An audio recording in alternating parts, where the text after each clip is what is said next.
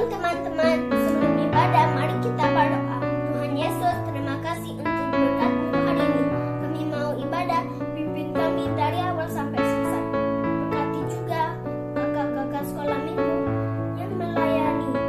Dalam nama Tuhan Yesus kami berdoa. Haleluya, amin. Shalom adik-adik, balik lagi sama kakak nih. Yuk adik-adik, kakak undang tempat berdiri. Kita mau nyanyi buat Tuhan, kita mau puji buat Tuhan. Yang hati yang lebih suka, kita mau pujian. Yesus mati bagiku.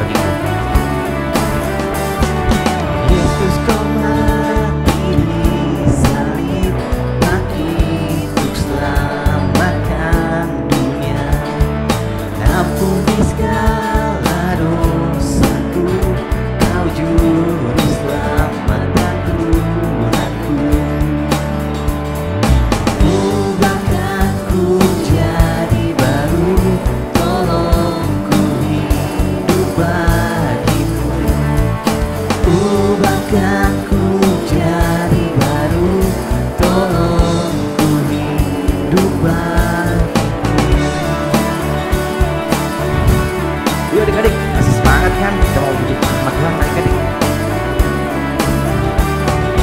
Yesus kau mati di salib, bangkit untuk selamatkan dunia. Ampuni segala dosaku, kau juru selamat dan Tuhanku. Ubahkanku jadi baru, tolongku hidup bagimu. Ubahkanku jadi baru, tolongku hidup bagimu. Ubahkanku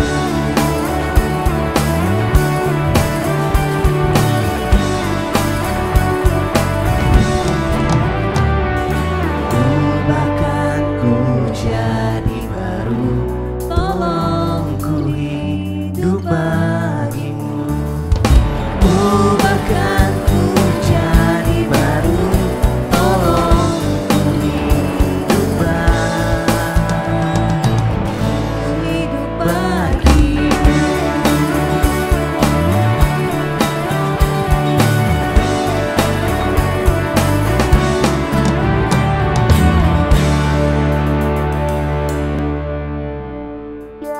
Ayo adik, kita mau bersama pujian kita yang dengan Tuhan Allah di tengah kita. Dia sungguh besar adik-adik. Ayo kita datang.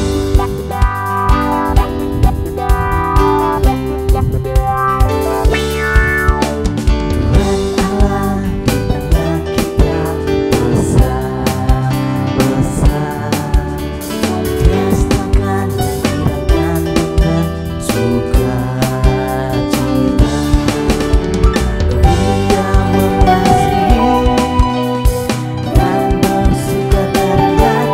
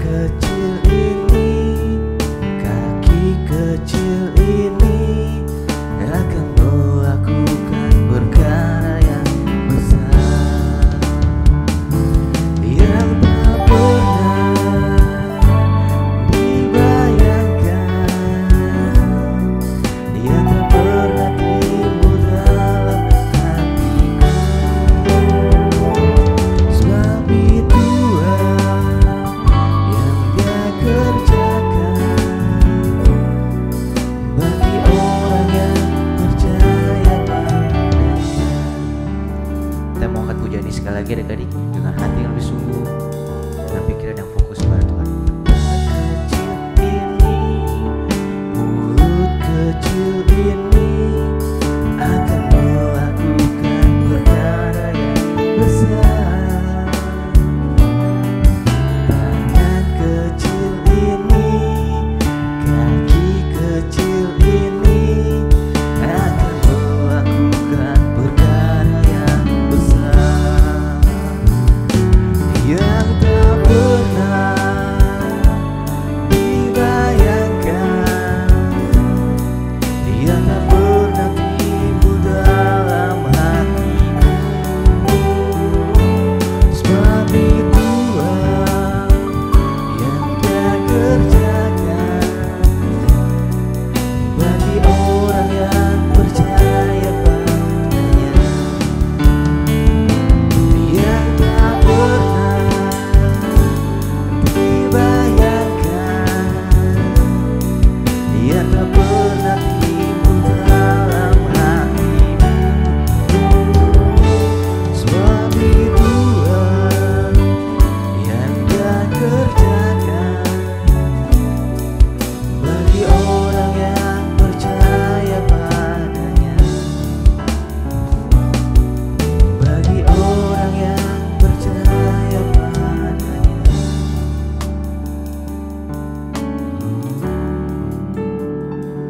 Kita mau bersatu dalam doa adik-adik.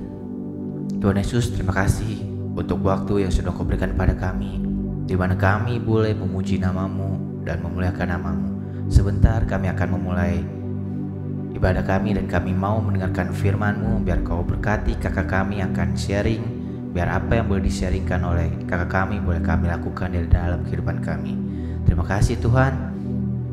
Ajar kami, biarkan kami boleh duduk diam mendengarkan firman-Mu dan kami boleh melakukannya di dalam kehidupan kami sehari-hari.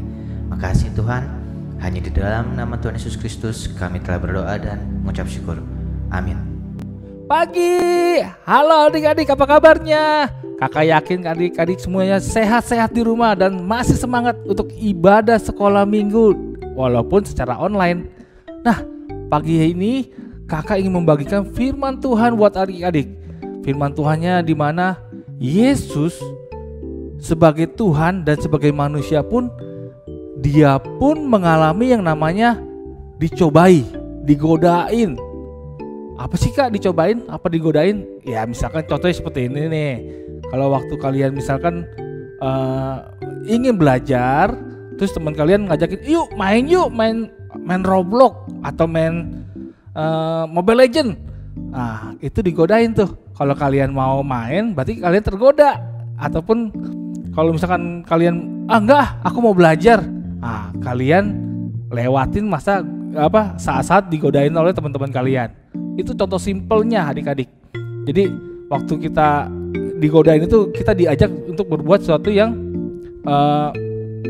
harusnya kita bisa berlakukan benar, jadi nggak benar. Nah, sama Yesus pun yang sebagai Tuhan, tetapi juga sebagai manusia, Dia pun mengalami yang namanya digodai. Digodai oleh siapa? Oleh si iblis. Nah, pada waktu zaman saat itu setelah Yesus dibaptis oleh Yohanes Pembaptis, waktu Kak Mar bawain firman, dikatakan bahwa Yesus dibaptis oleh Yohanes Pembaptis. Nah, setelah itu Yesus pergi ke padang gurun. Adik-adik tahu gak padang gurun seperti apa? Padang gurun itu tidak seperti di puncak, banyak pohonnya, hijau-hijau. Enggak, padang gurun itu gersang adik-adik, gersang, panas, tandus, gak banyak pohon, yang ada cuma pasir, batu-batuan, dan terik matahari. Nah, Yesus berpuasa, bayangin, berpuasa tidak makan, tidak minum selama 40 hari. Nah, 40 hari 40 malam. Jangankan 40 hari 40 malam, kita 1 hari aja gak makan, itu badan udah lemes. Ya kan adik-adik ya, badan lemes, mau ngapa-ngapain juga males. Apalagi Yesus 40 hari 40 malam tidak makan, tidak minum, dia hanya berdoa. Ya. Nah, Setelah Yesus melewati masa 40 hari 40 malam dia berpuasa dan berdoa di padang gurun yang panas, ya. Lalu iblis datang ingin mencobai Yesus. Apa sih cobaannya? Waktu dia datang, "Ya, kamu kan anak Allah. Kamu kan yang diutus Tuhan. Pasti kamu lapar. Nah, ini kan ada batu nih. Kalau kamu lapar, kan tinggal kamu ngomong. Berubah jadi roti. Jadi roti itu batu." Tetapi apa yang dijawab oleh Yesus? Di dalam firman Tuhan dikatakan di Matius 4 ayat 1 sampai 11 dikatakan bahwa manusia hidup bukan dari roti aja, tetapi melalui firman yang keluar dari mulut Allah. Wah, akhirnya terus yang kedua, Yesus dibawa ke junjungan bait Allah di atas. Bayangin, misalkan nih kita berada di gereja kita yang baru nih. Terus Yesus ada di atas, misalkan paling tinggi. Terus si iblis berkata lagi, mencobai lagi sama Yesus. "Kamu kan anak Allah nih. Coba dah kamu lompatkan diri kamu ke bawah. Pasti dah malaikat-malaikat Tuhan akan menopang kamu supaya kamu tidak jatuh sampai ke tanah." Terus respon Yesus apa? Yesus bilang, ada firman Tuhan katakan, "Jangan mencobai Tuhan Allahmu." Wah, iblis nggak menyerah begitu aja. Ketiga, dia bawa Yesus ke bukit yang tinggi, ya, gunung yang tinggi, dan dikatakan kepada Yesus, dibilang, "Lihat semuanya, semua pemandangan yang kamu lihat di sini. Ya, ada laut, ada daratan, ada semuanya yang indah-indah." Nah, dikatakan di situ iblis bilang kepada Yesus di dalam ayat ke-8. Nah, lihat di situ banyak gunung-gunung, banyak kerajaan-kerajaan yang megah, banyak hal-hal yang indah. Nah, kalau kamu menyembah aku, kata si iblis kepada Yesus, akan kuserahkan semuanya kepadamu. Tetapi Yesus berkata dengan firman lagi bahwa, "Nyalah engkau iblis, sebab ada tertulis, engkau harus menyembah Tuhan Allahmu dan bukan kepada engkau." Lalu iblis pun meninggalkan Yesus. Dan Yesus kalau di bahasa sekolah, lulus ujian, lulus dari cobaan iblis. Nah, adik-adik, itu Yesus sebagai manusia yang bayangkan menahan lapar, lalu dia tinggal ngomong jadi roti, dia tinggal makan. Tetapi Yesus tinggal melakukan itu. Lalu kalau misalkan dia mau melompat pun, dia yakin dia pasti tidak akan terjatuh, tetapi dia tidak mau melakukan itu. Ya, dibilang, "Nyahlah engkau iblis," yang sebagai penggoda manusia. Yesus sebagai manusia memiliki keterbatasannya, tetapi dia mau melakukan firman Tuhan yang tertulis di dalam Alkitab. Ya, jadi manusia tidak hidup hanya dengan roti aja atau makanan, tapi melalui firman Tuhan. Firman Tuhan yang kita bisa baca setiap hari, firman Tuhan yang menguatkan kita, firman Tuhan yang menegur kita kalau lagi kita salah. Nah, jadi tidak cuma kita doang yang dicobai, tidak cuma kita manusia yang digoda oleh iblis, tetapi Yesus pun mengalami. Tetapi respon atau tindakan Yesus yang mengalami cobaan atau digoda itu bisa menahan apa yang iblis mau atau minta kepada Yesus. Ya, bayangkan untuk berubah jadi batu jadi roti, lalu meloncat, lalu menyembah iblis. Yesus melawan itu semua dengan firman. Nah, pagi hari ini kakak ingin membagikan bahwa pentingnya kita belajar firman Tuhan adalah, yuk, dari setiap kita mengalami cobaan atau godaan dimanapun kita berada, kita bisa ingat bahwa misalkan kita ada masalah. Nah, kalau kita belajar firman Tuhan, kita mengatakan, oh masalahku Tuhan tetap menyertai dimanapun kita berada di dalam firman Tuhan. Dan di dalam firman Tuhan juga rancangan kehidupan kita sudah ditentukan oleh Tuhan. Kalau kita belajar memegang teguh firman Tuhan, setiap hari kita belajar firman Tuhan, belajar satu ayat demi satu ayat, di mana kita akan kuat di dalam Tuhan. Jadi walaupun kita menghadapi cobaan, kita menghadapi godaan dari manapun, misalkan dari iblis ataupun dari teman-teman kita, atau yang misalkan, yuk nggak usah masuk sekolah, kita bolos, kita bisa kuat menahan itu semua, melawan itu semua kalau kita belajar firman Tuhan dan bersandar sama Tuhan. Nah adik-adik, ingat bahwa setiap manusia akan mengalami yang namanya dicobai, digoda oleh hal-hal yang tidak baik. Tapi bagaimana respon kita terhadap menanggapi cobaan itu? Ya, kalau kita bersandar sama Tuhan, kita akan melawan cobaan dan godaan itu. Baik adik-adik, mari kita belajar seperti Yesus, ya, karakter Yesus yang mau menentang setiap godaan dari si iblis. Puji Tuhan, pada pagi hari ini mari kita berdoa. Tuhan Yesus, terima kasih Tuhan telah memimpin firman pada pagi hari ini, dan biarlah Tuhan kami mau belajar dan mau berserahkan hidup kami ke dalam tangan Tuhan. Beri kami kekuatan, beri kami hikmat daripada Tuhan dalam menghadapi kami godaan atau cobaan dari si iblis. Tuhan pimpin kami sebagai anak-anak Tuhan untuk tetap setia mengikut Tuhan dimanapun kami berada. Dalam nama Tuhan Yesus kami telah berdoa dan mengucap syukur. Amin.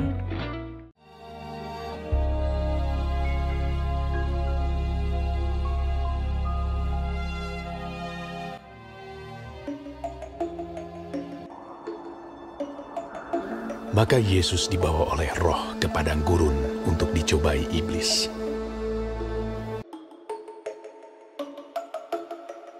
Dan setelah berpuasa 40 hari dan 40 malam, akhirnya laparlah Yesus. Lalu datanglah si pencoba itu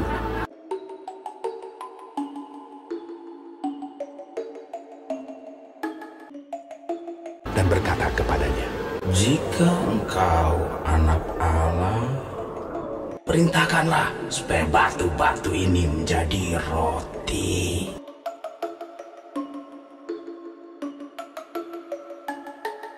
Tetapi Yesus menjawab, Ada tertulis, manusia hidup bukan dari roti saja, tetapi dari setiap firman yang keluar dari mulut Allah.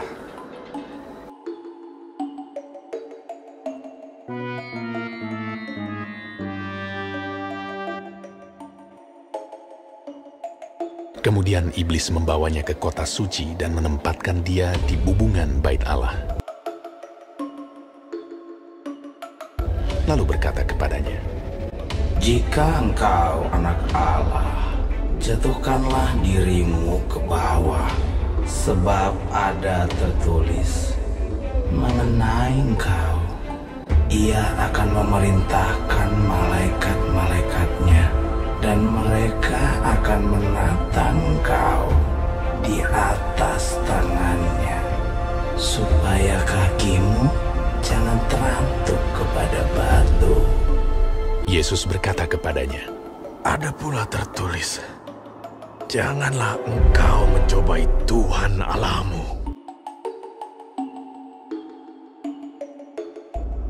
Dan iblis membawanya pula ke atas gunung yang sangat tinggi dan memperlihatkan kepadanya semua kerajaan dunia dengan kemegahannya, dan berkata kepadanya, "Semua itu akan kuberikan kepadamu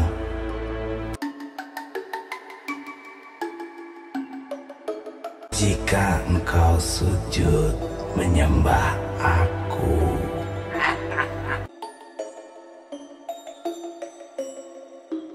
Maka berkatalah Yesus kepadanya, Yalah iblis, sebab ada tertulis, engkau harus menyembah Tuhan Allahmu dan hanya kepada Dia sajalah engkau berbakti.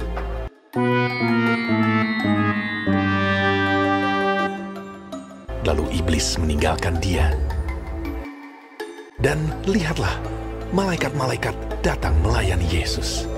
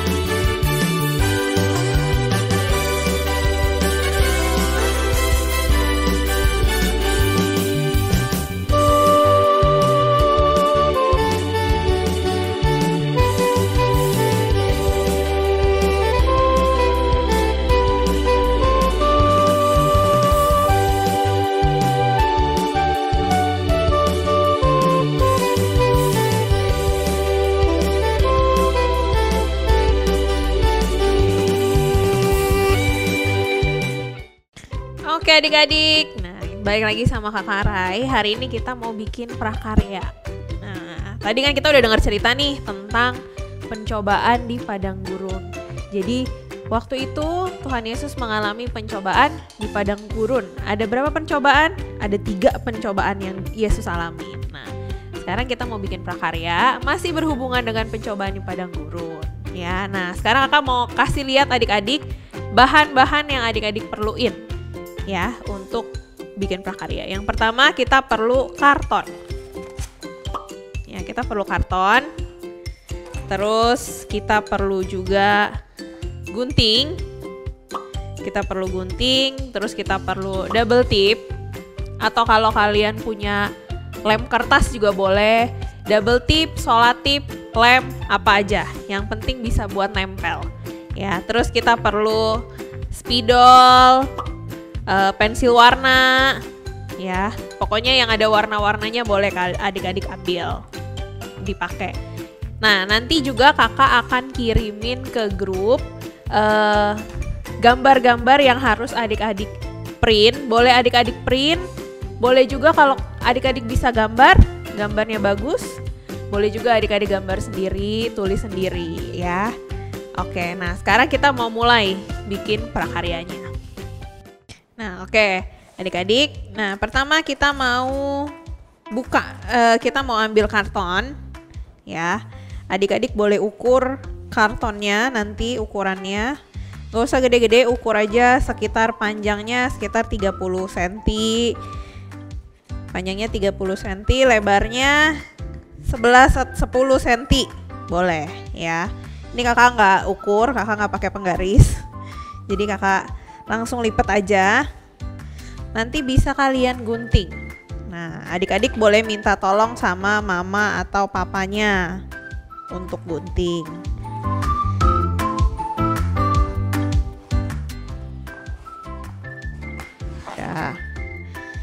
Ya. Setelah digunting, udah digunting, nanti kita mau lipat ya. Kita lipat dulu ujungnya sedikit aja. Kita lipat ujung sininya sedikit aja, lipat ke dalam.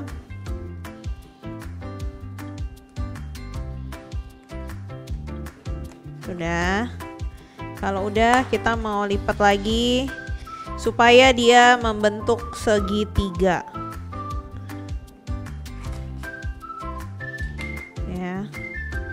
kita lipat lagi, bikin 2 lipatan lagi kayak gini.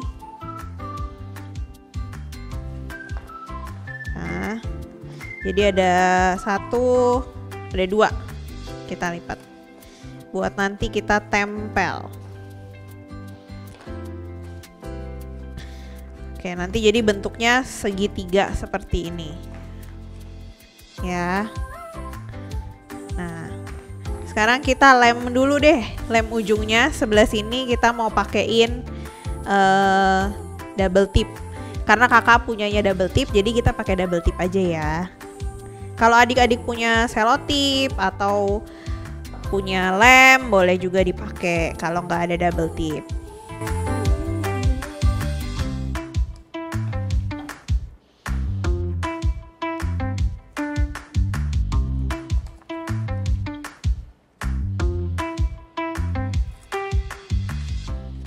Kita tempel.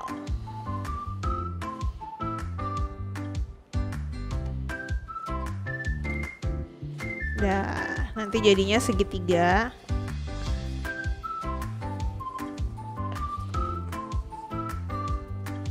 Seperti ini, bisa berdiri. Ya. Nah, sekarang kakak mau tanya nih sama adik-adik, kira-kira adik-adik masih ingat gak pencobaan di padang gurun tuh apa aja sih?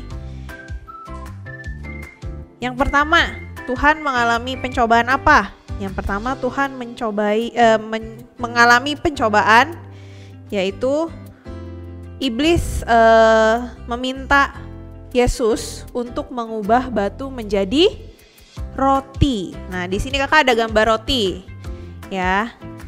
Nanti gambar rotinya ini kita kasih double tip lagi di belakangnya.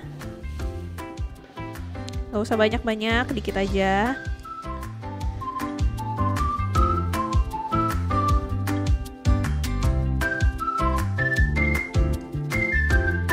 Terus kita tempel di karton yang tadi udah kita bentuk jadi segitiga. Kita tempel aja di sini. Tuh, roti.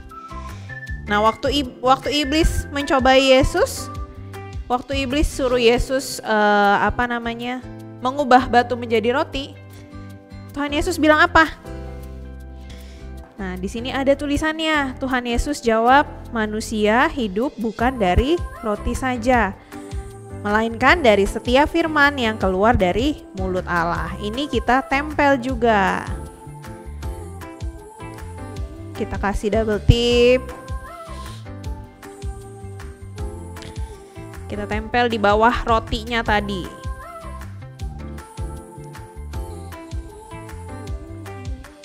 Ini. Udah. Yang kedua, pencobaan apa yang Tuhan alami yang kedua? Tuhan Yesus dibawa ke bait Allah. Diajak ke bubungan bait Allah atau ke atas bait Allah. Ya. Tuhan Yesus disuruh apa? Iblis bilang, jatuhkanlah dirimu ke bawah. Ya.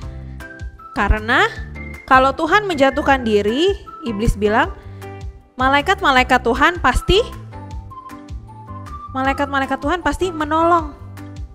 Ya, pasti nggak membiarkan kakinya Tuhan Yesus itu kena batu di bawah. Nah, makanya yang kedua kita gambarnya malaikat. Ya. Yang katanya malaikat itu nggak akan membiarkan kakinya Yesus kena batu kalau Tuhan Yesus menjatuhkan diri ke bawah. Kita tempel lagi di karton tadi.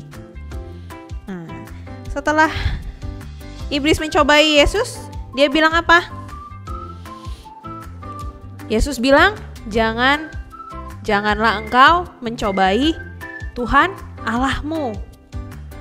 Nah, kita tempel lagi. Ini kita tempel lagi di karton.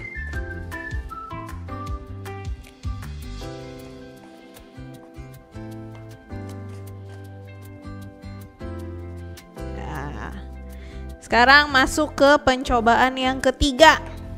Apa tuh pencobaan yang ketiga? Adik-adik masih ingat gak? Pencobaan yang ketiga adalah Yesus dibawa ke atas gunung.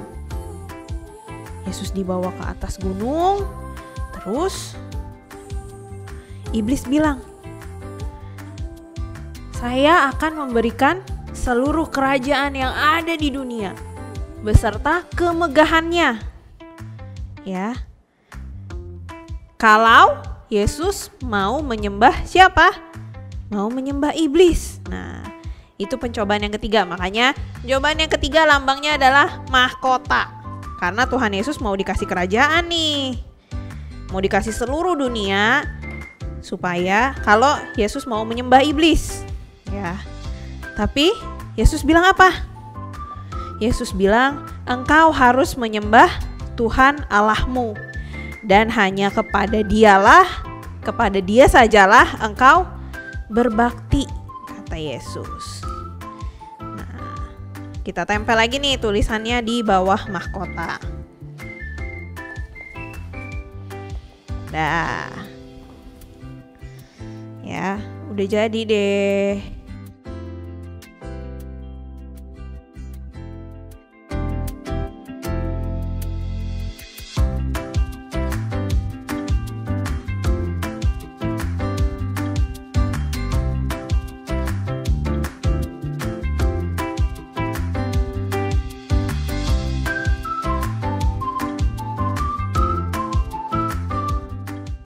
Nah, jadi udah jadi deh nih ya.